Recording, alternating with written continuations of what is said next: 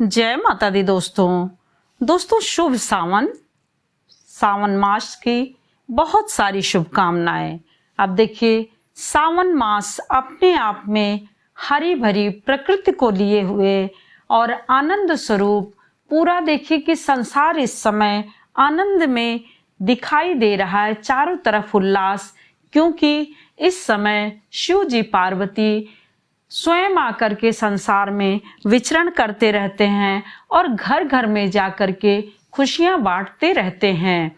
अब देखिए, शिव जी को प्रसन्न करने के लिए हमें हरी भरी चूड़ियों को, यानी सारी सुहागिनों को हरी भरी चूड़ियां सदैव अपने हाथों में पहने रहना चाहिए। यानी श्रावण मास में हरी भरी चूड़ियों का पहनने का एक आशय यह भी है कि घर में सुखाली सुख समृद्धि बनी रहे। जिस प्रकार से प्रकृति लहरा रही है, उसी प्रकार से उनके घरों में खुशियां भी चारों तरफ फैली रहें।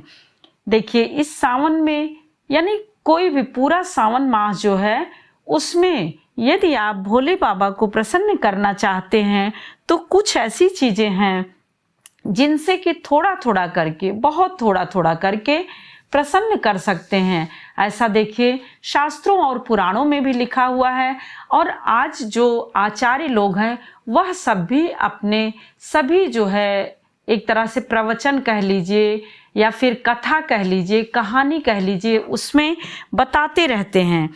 कहते हैं कि भोलेनाथ को यदि प्रसन्न करना है, घर में सुख समृद्धि लाना है, तो सभी सुहागिनों को इन सब बातों का अवश्य ध्यान रखना चाहिए कि उनके हाथों में पूरी हरी हरी चूड़ियां होनी चाहिए। यानी हरी चूड़ी पहने या फिर लाल चूड़ी पहने। और श्रावण मास में सोमवार के दिन यदि हो सके तो हरे वस्त्र ही धारण करें। हरे वस्त्र ना हो सके तो लाल वस्त्र धारण करें। भूल करके भी श्रावण मास में काले और नीले वस्त्रों का बिल्कुल भी उपयोग ना करें।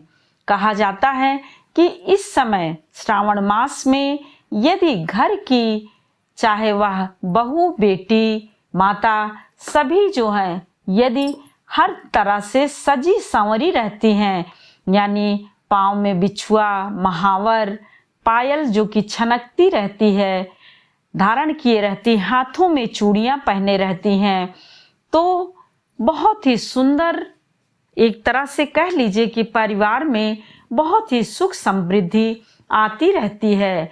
क्योंकि देखिए, यह तो शास्त्रों में पहले भी कहा गया है कि लक्ष्मी जी उसी घर में खुश रहती हैं या उसी घर से रहती हैं, उसी घर में रहती हैं, उसी घर में बढ़ती रहती हैं जिस घर की बहुएं बेटियां हंसती रहती हैं, उनके पायलों की आवाज बजती रहती है, हाथों की चूड़ियां खनखनाती रहती है।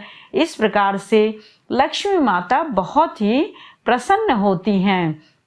और देखिए कि सिंदूर आप व्रत के दिन या फिर कोई भी ऐसा माह है जिसमें कि पूजन अर्चन करने से कई गुना लाभ प्राप्त होता है, तो सिंदूर से अपनी लंबी मांग भरिए।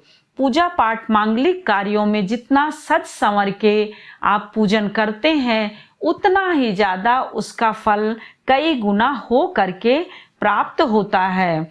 और इन सब के द्वारा शिव जी को आप खुश कर सकते हैं। शिव जी के व्रत में आप देखिए कि चाहे वह पुरुष हो या फिर महिला हो, उनको सफेद वस्त्र पूजा में धारण करें, और महिलाएं हरी और लाल वस्त्रों का प्रयोग करें। पुरुष हो तो सफेद वस्त्रों का प्रयोग करें और महिलाएं हरे और लाल वस्त्र का प्रयोग करें। वैसे तो किसी भी पूजा पाठ में, किसी भी मांगलिक कार्य में काले कपड़े और नीला भी कुछ उसी तरह से दिखता है, तो नीले कपड़े, काले और नीले कपड़े का बिल्कुल भी प्रयोग नहीं करना चाहिए। परंतु जो है, आप यदि मान लीजिए कि जैसे श्रावण मास में हरे का बहुत महत्व है, चूंकि एक तरह से शिव शक्ति, देखिए प्रकृति भी हमारी जो है शिव शक्ति से पूरी तरह से परिपूर्ण रहती है, हरी भरी रहती है, तो इसीलिए हरे रंगों का इस माह में बहुत ही ज्यादा महत्व है। तो आप हरे रंग अवश्य धारण करिए। यदि आप हरे रंग नहीं धारण कर सकते हैं तो आप लाल, पीले या फिर इन वस्त्रों का प्रयोग करिए जो कि पूजा पाठ में पहने जाते हों और पूजा पाठ में उनका महत्व होता है। अब देखिए कि किसी भी घर में यदि बहन, बेटियां और बहुएं सजी संवरी रहती हैं, उनके चेहरे पर सदैव एक तरह से प्रसन्नता रहती है, तो वह घर स्वर्ग माना जाता है। ऐसा कहा जाता है कि उस घर में लक्ष्मी सदा जो है वह प्रसन्न होकर के निवास करती हैं। तो आप यदि मान लीजिए पुरुष उतना नहीं कर पाते हैं, महिलाओं को अवश्य करना चाहिए। तो इस सावन मास में जो भी है, यदि आप पूरे से पूरे नहीं कर पाते नियम, तो थोड़ा बहुत भी कर लेंगे तो उससे बहुत सारी चीजें अपने आप प्राप्त हो जाती है। घर में सुख समृद्धि बढ़ती जाती है। जय माता दी दोस्तों, फिर मिलते हैं एक और वीडियो के साथ। तब तक के लिए लाइक करिए, सब्सक्राइब करिए और बेल बटन जरूर प्रेस करिए, जिससे कि नोटिफिकेशन सबसे पहले आपके पास पहुंचे। और यदि यह जरा भी सहायक हो तो कृपया शेयर करना बिल्कुल भी ना भूलें, क्योंकि आपके एक लाइक, शेयर, कमेंट करने से हमारे रास्ते और भी ज़्यादा सुगम हो जाते हैं और बढ़ने के अवसर प्राप्त होते हैं। शुभ सावन। जय शिव जी।